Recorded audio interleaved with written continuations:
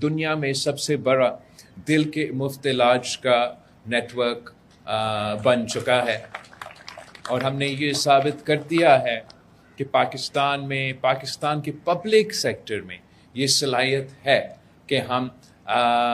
पूरी दुनिया का मुकाबला कर सकते हैं। NICVD का जो पीडियाट्रिक केयर का नेटवर्क है इस वक्त सूबा सिंध में, वो पूरा पाकिस्तान का सबसे बड़ा पीडियाट्रिक नेटवर्क जो मौजूद है वो सूबा सिंध के NICVD का पीडियाट्रिक केयर का है। और हमने सूबा सिंध में for the first time in the public sector in the province of Sindh आपने फालिज का मतलब स्ट्रोक का भी इलाज शुरू करवाया है NICVD के थ्रू। मैं समझता हूँ कि ये सब कुछ उन कि वो जो लोग सोच रखते हैं कि 18वीं तरमीम में गलती थी या डेवोल्यूशन एक गलती है या माली वसाइल सूबों को डिवॉल्व करना एक गलती था, उसका मुँह तौर सबूत NICVD का इदारा है। मैं समझता हूँ कि एक बेहतर तरीका जिससे हम आगे बढ़ सकते हैं, जो वफाक का बहरान है, जो वफाक का मुश्किलात है, वो भी हम सब की मुश्किलात है, हम सब पाकिस्तानी हैं और हम समझते हैं कि जिस तरीके से वफाक ने सेल्स टैक्स ऑन सर्विसेज एक टैक्स है जो एक ज़माने में FBR कलेक्ट करता था, 18वीं तरमीम के बाद वो टैक्स सूबाई हुकूमतों की पास चली गई और सूबा सिंध ने वफाक के सारे रैकेट्स तोड़ दिए और बाकी सूबे के सारे रैकेट्स तोड़ दिए हैं उस टैक्स का कलेक्शन में। मगर इससे ना सिर्फ सूबा सिंध ने ये कामयाबी हासिल की,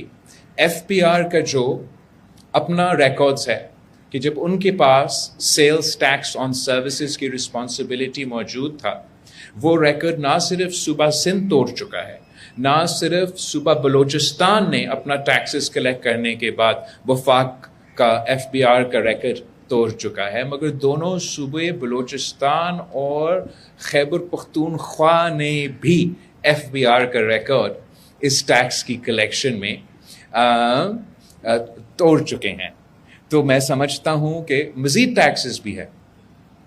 वो टैक्सेस भी हम वफाक के लिए जमा करने के लिए तैयार हैं ताकि हम उनसे बेहतर टैक्स कलेक्शन करके उनके जो मुश्किलात हैं वो दूर कर सकें। हम समझते हैं कि वफाकी हुकूमत को हमें एक टारगेट सेट करना चाहिए और इंशाअल्लाह ताला हम वो टारगेट पूरा करेंगे और वो पूरा का पूरा पैसा वफाक को जमा कर देंगे ताकि वो अपने ज़रूरियात पूरा कर सके। अगर हम किसी वजह से उनका दिया हुआ टारगेट या FBR का अपना टारगेट को हम उसको हम पूरा नहीं कर सके, तो फिर हम अपने पैसों से काट के वो डिस्पैरिटी वफाक को देने के लिए तैयार होंगे, एज लॉन्ग एज वफाक तैयार है कि अगर सूबा सिंध आपका दिया हुआ टारगेट से बेहतर परफॉर्म कर सकते हैं तो फिर वो हम एक्स्ट्रा पैसा सूबा सिंध के पास रख के सूबे सिंध के आवाम को के ऊपर ये खर्च करें। हम जो कुछ दिनों पहले मेरे पास आए कि जी हमने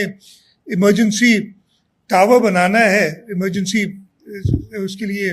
तो $35 million and we've already collected 20 million. So अगर मैं अपने वादे जो मैंने किया था, I had to give 20 but they only asked for 15. अभी इधर बैठा था तो मुझे एक और रिक्वेस्ट आई है, another donor